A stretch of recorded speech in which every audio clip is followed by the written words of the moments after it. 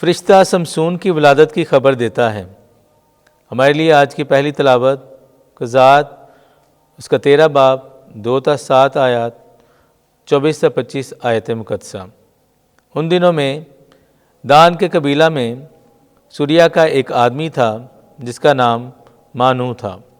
اس کی بیوی بانجھ تھی، سو اس سے کوئی بچہ پیدا نہ ہوا، اور خداوند کا فرشتہ اس عورت کو دکھائی دیا اور اس نے اس سے کہا، تو بانجھ ہے اور تیرا کوئی بچہ نہیں، لیکن تو حاملہ ہوگی اور تیرے بیٹا ہوگا، پس اب خبردار رہ اور نہ میں یا کوئی اور نشہ آور چیز پی اور نہ ہی کوئی ناپاک چیز کھا، کیونکہ تو حاملہ ہوگی اور تجھ سے بیٹا ہوگا، اور اس کے سر پر اس طرح نہ پھرے گا، کیونکہ وہ لڑکا اپنی ماں کے پیٹ ہی سے خدا کا نذیر ہوگا، اور وہ اسرائیل کو فلسطینیوں کے ہاتھ سے رہائی دینا شروع کرے گا۔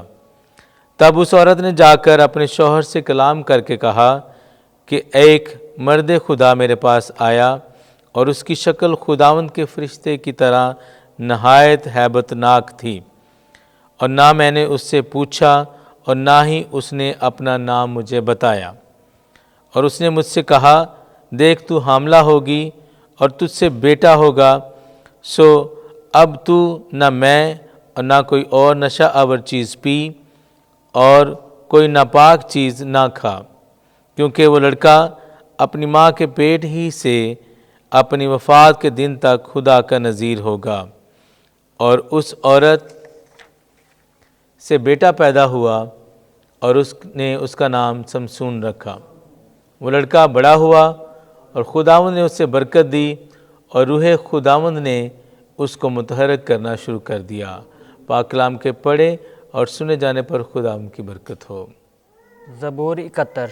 جماعتی جواب: میرا منہ تیری ستائش سے بلکہ ہر وقت تیری تعظیم سے معمور رہا ہے۔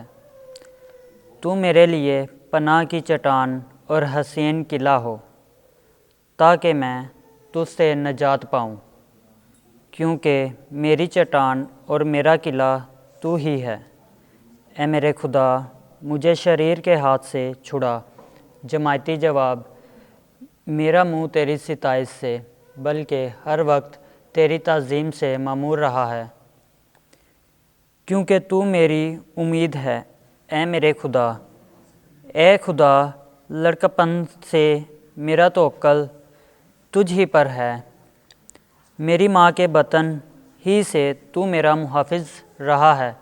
جماعتی جواب: میرا منہ تیری ستائش سے بلکہ ہر وقت تیری تعظیم سے معمور رہا ہے۔ میں خدا کی قدرت کا ذکر کروں گا۔ اے خداوند، میں فقط تیری ہی صداقت کا اظہار کروں گا۔ اے خدا، تو مجھے لڑکپن ہی سے تعلیم دیتا آیا ہے، اور میں اب تک تیرے عجائبات کا بیان کرتا رہوں گا۔ جماعتی جواب: میرا منہ تیری ستائش سے بلکہ ہر وقت تیری تعظیم سے معمور رہا ہے۔ خداوند آپ کے ساتھ ہو۔ انجیل مقدس لوکا کے مطابق اے خداوند تیری تمجید ہو۔ پہلا باب 5ویں سے 25ویں آیت تک۔ جبرائیل فرشتہ یوحنا اصطباغی کی پیدائش کی خبر دیتا ہے۔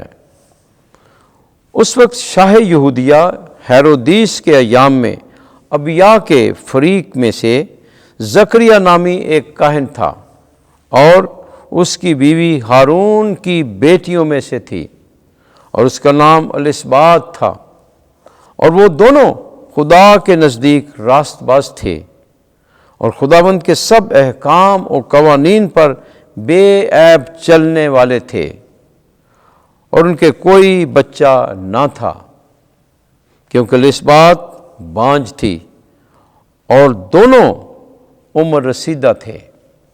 اور ایسا ہوا کہ جب وہ خدا کے حضور میں اپنے فریق کی باری پر فرائض کہانت ادا کرتا تھا، تو کہانت کے دستور پر اس کا قرآن نکلا کہ خداوند کی ہیکل میں جا کر لبان جلائے، اور لوگوں کی ساری جماعت لبان جلاتے وقت باہر دعا کر رہی تھی۔